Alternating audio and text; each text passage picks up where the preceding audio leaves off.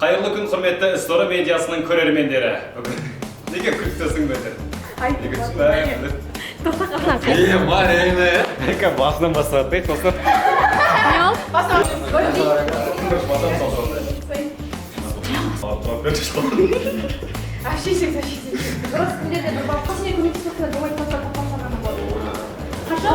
Айдын сәл жиналып отырмайсың ба? Аяғың сыймай отыр.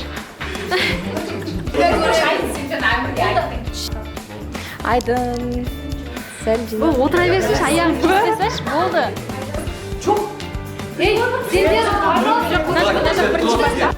Если қуасың ба? Адай деп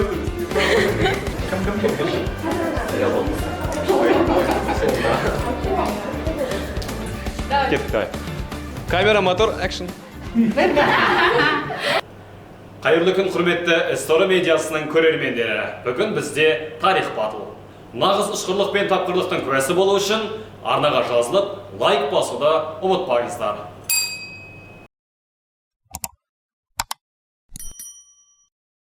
Бірінші сайыс. Бірінші сайыста командалар берілген сұраққа жазбаша түрде жауап беру керек. Әр дұрыс жауапқа 1 ұпайдан беріледі. Алғашқы сұрақ. Түркі жазба ескерткіштері табылған өзен қалай аталады? Түркі жазба ескерткіштері табылған өзен қалай аталады? Келесі сұрақ. Қазақстан Біріккен ұлттар ұйымына қай жылы мүше болды?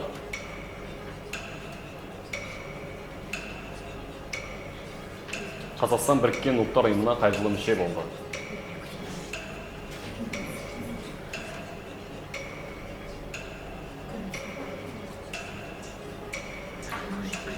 Келесі сұрақ.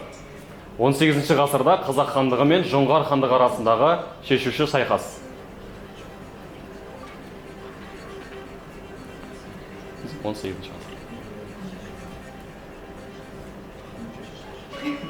Келесі сұрақ. Ресейге бодандық алу туралы алғашқы антты кім және қашан берді? Ресейге бодандық алу туралы антты кім және қашан берді?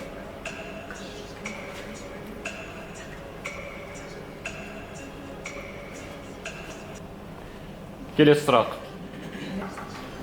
Алашорда өкіметінің уақытша астанасы болған қала. Алашорда өкіметінің уақытша астанасы болған қала.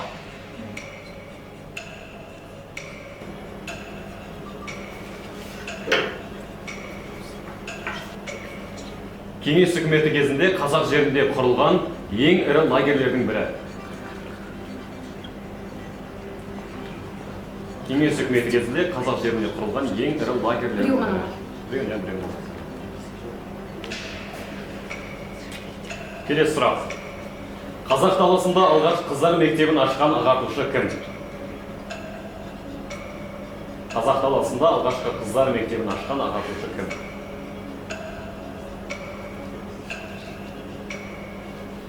Келесі сұрақ. Қазақ халқының алғашқы этнографы деп кім аталады? Қазақ халқының алғашқы этнографы кім?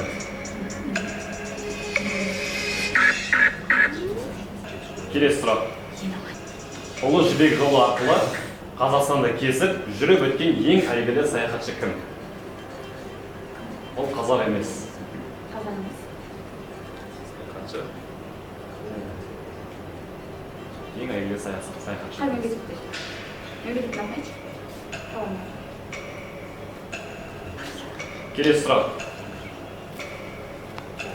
Қазақстанда ең бірінші ұлттық театр қашан және қай қалада ашылды? Қазақстанда ең бірінші ұлттық театр қашан және қай қалада ашылды?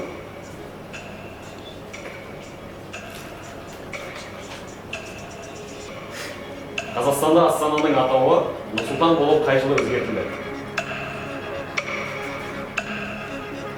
Қазақстанда Астананың атауы Нұр-Сұлтан болып қай жылы өзгертілді?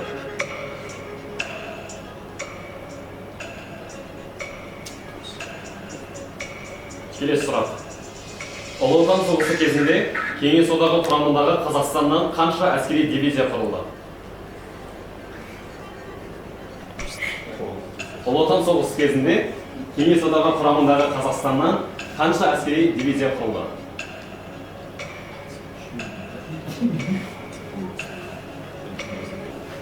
Келесі соңғы сұрақ. Томирис патшайым басқарған сақтар қай империямен соғысқа жеңіске жетті?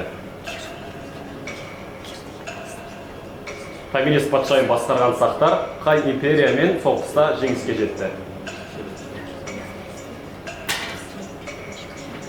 Бірінші сайысымыз аяқталды. Екінші сайыс. Екінші сайыста командалар берілген суретке қарап, тарихи тұлғаны табуы тиіс. Дұрыс тапқан жағдайда тетікшені бірінші басып, бірінші жауап беру міндетті.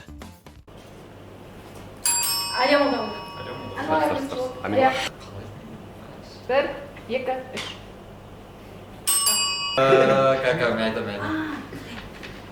Блин, мен бет майсы. Дұрыс. Бір, екі, үш. Бірден айта салайын, дәрігер қыз ба? Дәрігер қыз. Жоқ. Ей, сендер Бір, екі, үш. Мен шығамын. Дұрыс. Мен басқасына алып жауап беріп жатырмын. Ашесің. Дұрыс, сендерде бір бап. Қосасың ба? Мен неше сурет көрсетіп берсің? Жоқ, қазір. Бір, екі, үш. Кім еді? Сәйд Мұқанов? Мұхтар Мағауи. Мұхтар Мағауи? Мағауи.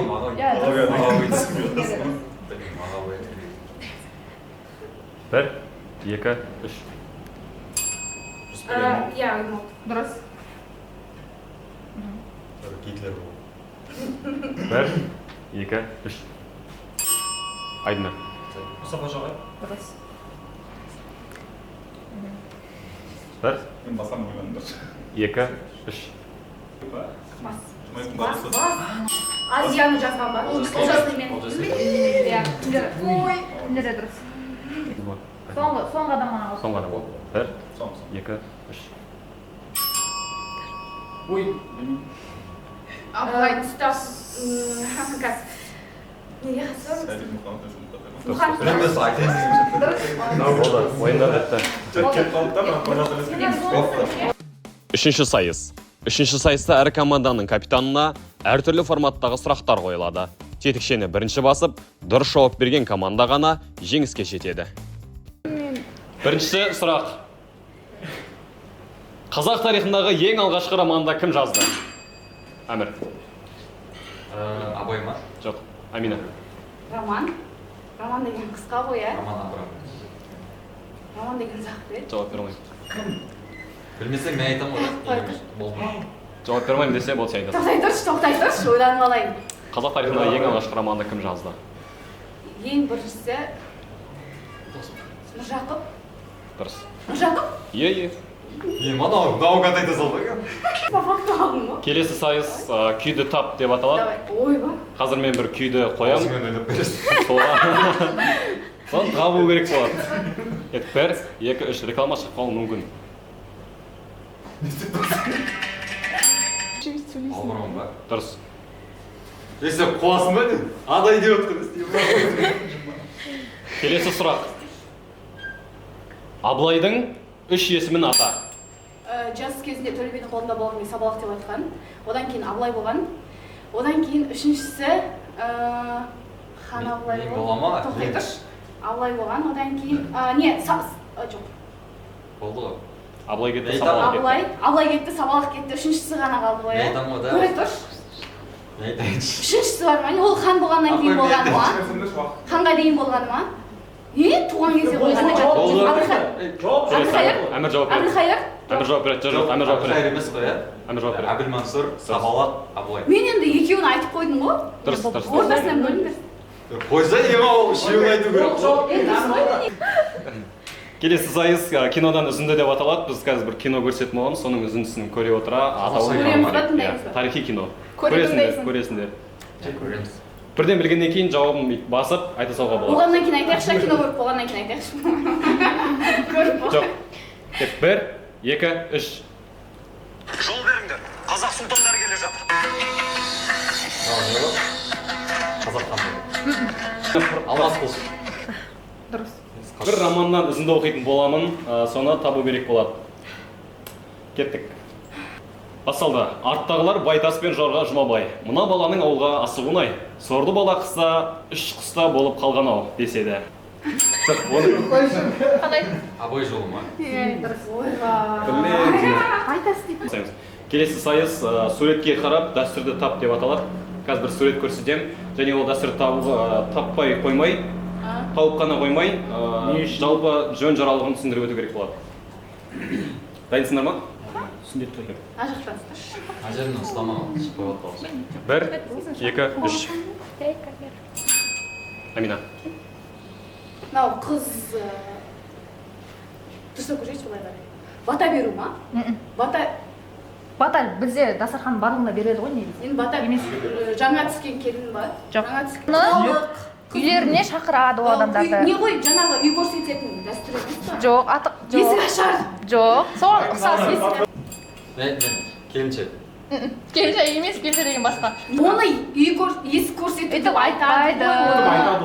Ей, көршілер шақырады. Жоқ, соның тағы басқаша. Олар бізді шақырса, ол есік көрсетеді.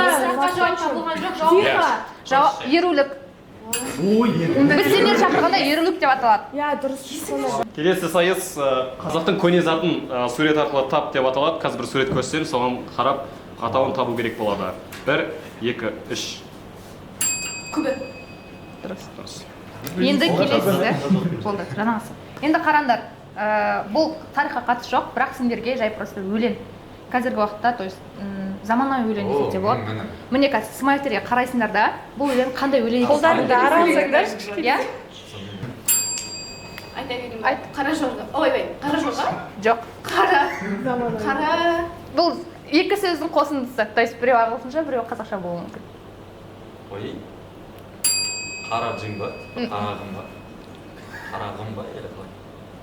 Ана екінші тұрған не үшін? Қарағым ғой. Дұрыс. Ол ана ол ютубта жазылған кезде қарағым деп жазылмайды. Ана немен жазылады ғой, джиммен жазылады да.